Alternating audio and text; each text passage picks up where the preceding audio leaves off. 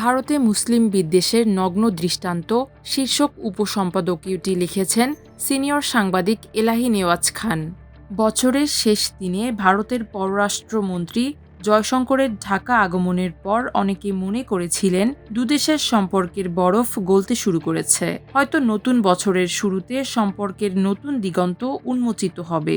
কিন্তু সপ্তাহ পার হতে না হতে বছরের শুরুতেই বিখ্যাত ক্রিকেটার মুস্তাফিজুর রহমানকে আইপিএল থেকে বাদ দেওয়ার ঘটনা এবং পাল্টা ব্যবস্থা হিসাবে টি-20 বিশ্বকাপ ক্রিকেটে বাংলাদেশের অংশ নেয়ার ক্ষেত্রে শর্তারোপ দুদেশের সম্পর্ককে বরং আরও জটিল ও তিক্ত করে তুলেছে।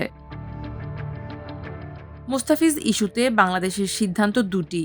তার একটি হচ্ছে আসন্ন অনুষ্ঠেয় টি-20 বিশ্বকাপে বাংলাদেশ অংশ নেবে, কিন্তু নিরাপত্তার কারণে ভারতের মাটিতে খেলবে না। তারা শ্রীলঙ্কা কিংবা অন্য যে কোনো ভেন্যুতে খেলবে। দ্বিতীয় সিদ্ধান্ত হচ্ছে আইপিএলের খেলা সম্প্রচার না করা, যা ভারতকে যথেষ্ট আর্থিক ক্ষতির মুখে ফেলবে। বাংলাদেশের এই দুটি সিদ্ধান্ত সঠিক হয়েছে বলেই বিশেষজ্ঞরা মনে করছেন। কারণ যদি টি-20 বিশ্বকাপ বয়কট করা হতো, তাহলে বাংলাদেশ ক্রিকেট দলের আগামী 1 বছর কোনো ম্যাচ থাকতো না। ফলে বড় ধরনের ক্ষতির মুখে পড়তে হতো। তবে আইপিএলের খেলা সম্প্রচার না করার সিদ্ধান্ত একটা যথাযথ জবাব হয়েছে, যা আগে কখনো দেখা যায়নি। যা হোক, এখানে উল্লেখ করতে হয়, ভারতের পররাষ্ট্রমন্ত্রী জয়শঙ্কর ঢাকা এসেছিলেন গত বছর 31 ডিসেম্বর দেশনেত্রী বেগম খালেদা জিয়ার মৃত্যুতে সমবেদনা জানাতে। আর মুস্তাফিজকে আইপিএল থেকে বাদ দেওয়ার ঘটনা ঘটে শ্রী জয়শঙ্করের ঢাকা ত্যাগের 3 দিনের মাথায় গত 3 জানুয়ারি। মাত্র 3 দিনের ব্যবধানে আশার আলো দেখা তো দূরের কথা, বরং হিন্দুত্ববাদের আরও ভয়ঙ্কর রূপ বিশ্ববাসী দেখল। যে প্রেক্ষাপটে ভারতীয় cricket control board BCCI KKR থেকে মোস্তাফিজুর রহমানকে বাদ দিয়েছে, তা কোনোভাবেই গ্রহণযোগ্য নয়। মূলত বিজেপি, শিবসেনা ও অন্যান্য হিন্দুত্ববাদী সংগঠনের নেতারা বাংলাদেশের সংখ্যালঘুদের ওপর নির্যাতন চলছে বলে যে উগ্র প্রচারণা চালায়, তার প্রেক্ষাপটেই মোস্তাফিজুর রহমানকে কেকেআর থেকে বাদ দেওয়ার ঘটনা ঘটেছে। যদিও বিসিসিআই সচিব দেবজিৎ সাইকিয়া নিরাপত্তার ইস্যু টেনে বাদ দেওয়ার কথা বলেছেন। এটা কি বিশ্বাস করা যায়? তবে ব্যাপারটা এমন হতে পারে, বাংলাদেশের তথাকথিত সংখ্যালঘু নির্যাতনের বিষয়ে ভারতের হিন্দুত্ববাদীরা এতটা ক্ষুব্ধ যে তাদের আক্রমণ থেকে মোস্তাফিজকে রক্ষা করার সামর্থ্য ভারত সরকারের ছিল না। অবশ্য বৃহৎ শক্তি হিসেবে দাবি করা ভারত সরকার একজন খেলোয়াড়কে নিরাপত্তা দিতে সক্ষম নয়, তাকেও বিশ্বাস করে না। আর যেখানে খোদ ভারতের স্বরাষ্ট্রমন্ত্রীর ছেলে হচ্ছেন আন্তর্জাতিক ক্রিকেট কাউন্সিলের আইসিসি সভাপতি, সেখানে নিরাপত্তার ইস্যুটি অবান্তর ছাড়া আর কি হতে পারে? এক্ষেত্রে বলা যায়, মূলত মুসলিম বিদ্বেষ থেকে এই নাটকের অবতারণা করা হয়েছে। অন্যদিকে ভারতের পক্ষ থেকে নিরাপত্তার ইস্যুটি তুলে ধরায় বাংলাদেশ সরকারের জন্য সিদ্ধান্ত নেওয়া সহজ হয়েছে। আর সেই কারণেই বাংলাদেশ প্রশ্ন করতে পারছে যে একজন ব্যক্তিকে যে দেশ নিরাপত্তা দিতে পারে না, সে দেশ কিভাবে টি-20 বিশ্বকাপ টুর্নামেন্টে একটা ক্রিকেট টিমের এত লোককে নিরাপত্তা দান করবে। আর এই প্রেক্ষাপটেই বাংলাদেশ ভারত ছাড়া অন্য ভেন্যুতে খেলার দাবি করেছে। এটা সম্পূর্ণ যৌক্তিক একটি দাবি। যদিও বাংলাদেশ ও ভারতের মধ্যকার সম্পর্কের একটা ঐতিহাসিক প্রেক্ষাপট রয়েছে, কারণ 1971 সালে স্বাধীনতা যুদ্ধের সময় এই দেশটি আমাদের সর্বাত্মক সহযোগিতা করেছিল। কিন্তু বাংলাদেশকে করদ রাজ্য হিসেবে ভাবার ভারতীয় শাসকদের মানসিকতার কারণে এ সম্পর্ক কখনোই সন্দেহমুক্ত যৌক্তিক পর্যায়ে উপনীত হয়নি। বরং বলা যায়, জুলাই বিপ্লবের মুখে আওয়ামী লীগের ফ্যাসিবাদী শাসনের অবসান এবং শেখ হাসিনা সহ দলটির নেতাকর্মীদের ভারতে আশ্রয় গ্রহণের পর সম্পর্কটা প্রায় তলানিতে পৌঁছে গেছে। তা আরও তিক্ততায় রূপ নিয়েছে মোস্তাফিজুর রহমানকে কেন্দ্র করে।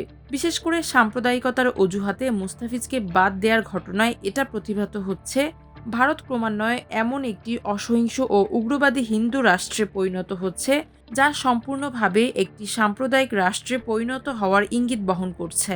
যুক্তি, কূটনীতি, গণতান্ত্রিক মূল্যবোধ, সৌজন্য প্রভৃতি সবকিছু যেখানে মূল্যহীন হয়ে পড়েছে, ভারতের যারা শুভবুদ্ধি সম্পন্ন মানুষ তারাও ক্রমান্বয়ে কোণঠাসা হয়ে পড়েছে।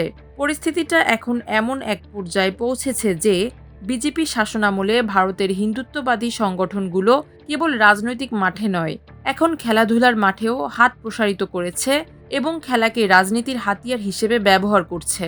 এটা এমন একটা দৃষ্টান্ত যা আধুনিক যুগে অগ্রহণযোগ্য এবং পশ্চাৎপদ মানসিকতারই প্রতিফলন।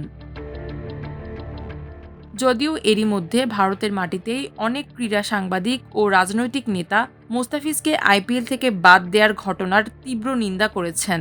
একজন সাবেক ক্রীড়া সাংবাদিক ও বিশ্লেষক মোস্তাফিজের প্রসঙ্গ তুলে আন্তর্জাতিক ক্রিকেট কাউন্সিলের কঠোর সমালোচনা করে বলেছেন, এই সংস্থাটি একদম নখদন্তহীন।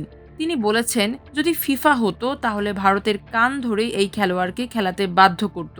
তিনি একটি দৃষ্টান্ত তুলে ধরে বলেন, ২০০২ সালের বিশ্বকাপ ফুটবলের ভেন্যু ছিল উত্তর ও দক্ষিণ কোরিয়া, এই দুই দেশে। কিন্তু দুদেশের মধ্যে সম্পর্ক খারাপ থাকায় তারা আয়োজন করতে অস্বীকার করছিল। তখন ফিফা তাদের সাফ জানিয়ে দেয়, তারা যদি বিশ্বকাপের আয়োজন করতে না পারে তাহলে তাদের ফিফা সদস্যপদ বাতিল করে দেয়া হবে। এই হুমকির পর তারা দুই দেশ বিশ্বকাপ ফুটবল আয়োজন করতে বাধ্য হয়েছিল। এই ক্রীড়া বিশ্লেষক আরও যে কথাটা বলেছেন তা খুবই মজার। তিনি বলেছেন, বর্তমানে ওই সংস্থার যিনি সভাপতি তার নাম হচ্ছে জয় শাহ। তিনি খোদ ভারতের স্বরাষ্ট্রমন্ত্রী অমিত শাহের ছেলে। কোনোদিন ক্রিকেট ব্যাট হাতে নেননি, তাই তিনি তাকে একটু কটাক্ষ করে বলেন, আম গাছে আমই হয়, আমরা গাছে আমরাই হয়। অন্যদিকে ভারতের প্রখ্যাত রাজনীতিবিদ, কলামিস্ট ও কংগ্রেস দলীয় সংসদ সদস্য শশী থারুর ভারতীয় ক্রিকেট কন্ট্রোল বোর্ডকে আরও একহাত নিয়েছেন। তিনি দ্য ইন্ডিয়ান এক্সপ্রেসের সঙ্গে এক সাক্ষাৎকারে বিসিসিআইয়ের সিদ্ধান্তের নৈতিকতার প্রসঙ্গ তুলে প্রশ্ন করেছেন, বাংলাদেশি হিন্দু ক্রিকেটার হলে কি একই আচরণ করা হতো? তিনি বলেন, ধরা যাক লিটন দাস বা সৌম্য সরকার, যারা বাংলাদেশ দলের হিন্দু ক্রিকেটার, এবার আইপিএল নিলামে বিক্রি হতেন, তাহলে কি তাদেরও বাদ দেয়া হতো? তা যদি না দেয়া হতো তাহলে আমরা কি বার্তা দিচ্ছি? আমরা কি মুসলিম বাংলাদেশিদের বিরুদ্ধে, কিন্তু হিন্দু বাংলাদেশিদের বিরুদ্ধে নই? তিনি আরও বলেন, এই সিদ্ধান্ত কোনোভাবেই ভেবেচিন্তে নেওয়া হয়নি, সামাজিক যোগাযোগ মাধ্যমের চাপে নেওয়া হয়েছে। এটা আমাদের দেশ হিসেবে ছোট করে, আমাদের কূটনীতিকে ছোট করে, আমাদের দ্বিপক্ষীয় সম্পর্ককে ছোট করে। তাই এই লজ্জা আমরা নিজেরাই ডেকে এনেছি। সম্প্রতি অর্থাৎ বিদায় বছরের ডিসেম্বর মাসে ভারতের বিভিন্ন স্থানে খ্রিস্টানদের ওপরে উগ্র হিন্দুত্ববাদীদের আক্রমণের রেশ কাটতে না কাটতেই মোস্তাফিজ ইস্যু ভারতের ইমেজকে আরও প্রশ্নবিদ্ধ করে তুলেছে।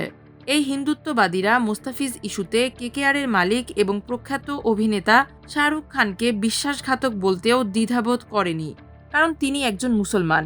এ প্রসঙ্গে মকবুল ফিদা হোসেনের কথা মনে পড়ছে। তিনি ছিলেন পৃথিবী বিখ্যাত শিল্পী, যার আঁকা ছবি কোটি কোটি টাকায় বিক্রি হতো। তিনি সিনেমাও নির্মাণ করেছেন। অসামান্য কীর্তির জন্য ভারত সরকার তাকে পদ্মশ্রী পুরস্কারও দিয়েছিল। কিন্তু ২০০৬ সালে একটি পেইন্টিংকে কেন্দ্র করে হিন্দুত্ববাদীরা তাকে মেরে ফেলার হুমকি দেয় এবং তার বিরুদ্ধে দায়ের করা হয় অসংখ্য মামলা। ক্রমাগত হত্যার হুমকির প্রেক্ষাপটে এক পর্যায়ে তিনি ভারত ত্যাগ করতে বাধ্য হন এবং নির্বাসিত জীবন বেছে নেন। নির্বাসনকালেই ইংল্যান্ডে তিনি মৃত্যুবরণ করেন। হয়তো একদিন ভারতে এমন অবস্থা সৃষ্টি হতে পারে যে শাহরুখ খানদের মতো মুসলমানদেরও ভারত ত্যাগ করে অন্যত্রে নির্বাসিত হতে হবে। এদিকে মোস্তাফিজ ইস্যুতে হিন্দুত্ববাদীদের প্রচারণায় বাংলাদেশের যে ঘটনাটি সবচেয়ে বেশি প্রচারিত হয়েছে সেটা হচ্ছে ময়মনসিংহে একজন হিন্দু যুবককে পুড়িয়ে মারার ঘটনা। ধর্ম অবমাননার অভিযোগে নিষ্ঠুরভাবে পিটিয়ে ও পুড়িয়ে হত্যা করার ঘটনাটি বড় করে দেখানো হয়েছে। এটা একটি মর্মান্তিক ঘটনা, যা নিন্দা করার ভাষা আমাদের নেই। তবুও বলবো, এটি বাংলাদেশের সামগ্রিক চিত্র নয়, বরং একটি বিচ্ছিন্ন ঘটনা। কারণ বাংলাদেশের নানা স্বার্থে হিন্দু মুসলমান উভয় ক্ষেত্রেই এ ধরনের ঘটনা ঘটে থাকে। এর সঙ্গে সংখ্যালঘু নির্যাতনের কোনো সম্পর্ক নেই, বরং সরকার ঘটনার সঙ্গে সঙ্গে জড়িত সন্দেহে বেশ কয়েকজনকে গ্রেপ্তার করেছে এবং দৃষ্টান্তমূলক শাস্তির অঙ্গীকারও করেছে। কিন্তু ভারতে গরুর গোশত রাখার মিথ্যা অভিযোগে গোরক্ষকরা কত মুসলমানকে পিটিয়ে ও পুড়িয়ে হত্যা করেছে তার হিসাব নেই। এ ব্যাপারে যারা জড়িত, পরবর্তী সময়ে তাদের গ্রেপ্তার কিংবা শাস্তির ঘটনা যেমন অজানা রয়ে গেছে, তেমনি এর প্রতিক্রিয়ায় বাংলাদেশের জনগণ কখনো উগ্র মনোভাব পোষণ করেনি।